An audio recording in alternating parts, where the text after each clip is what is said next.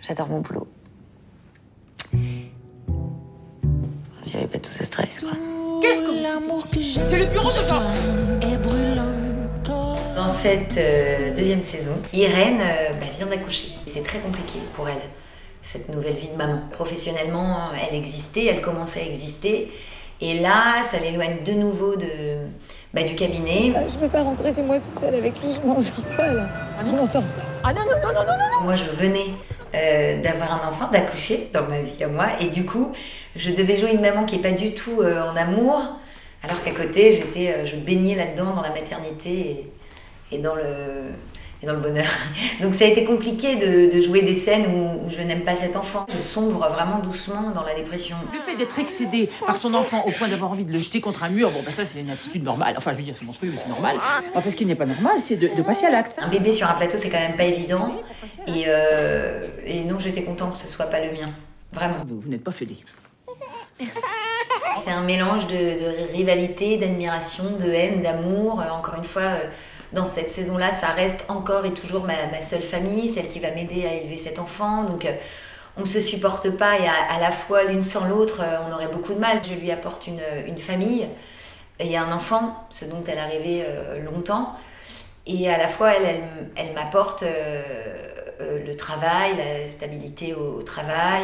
Elle se révèle très très maternelle et il y a quelque chose de très familial au sein du cabinet. Avec Maître Varnier et Paul Lebovitz, il y a un lien qui existe depuis longtemps. Toi, moi, le bébé dans la cuisine, on dirait une famille. Il n'est pas conventionnel ce cabinet, quoi. Il y a quelque chose d'un peu plus fou, d'un peu plus libre. On va défendre les affaires avec beaucoup d'humanité. Vous êtes fini avec cet enfant, non? Mais c'est plus un cabinet ici, c'est une nurserie. Nous avons accepté de dépanner Irène qui reçoit un client, Paul. La solidarité, c'est un peu le credo de ce cabinet, non? À ce propos, Paul, Nadia et moi tenons l'engagement de nous montrer professionnels en toutes circonstances et de donner le meilleur de nous-mêmes. Eux, c'est vraiment les deux trublions un peu du cabinet. Ils apportent énormément de légèreté à tout ça.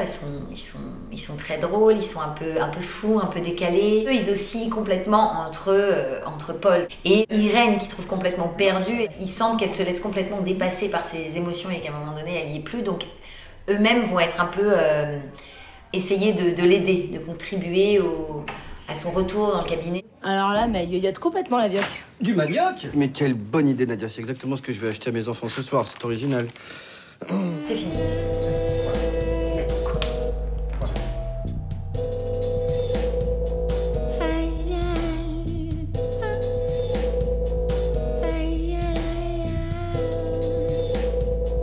Tout l'amour que j'ai pour toi.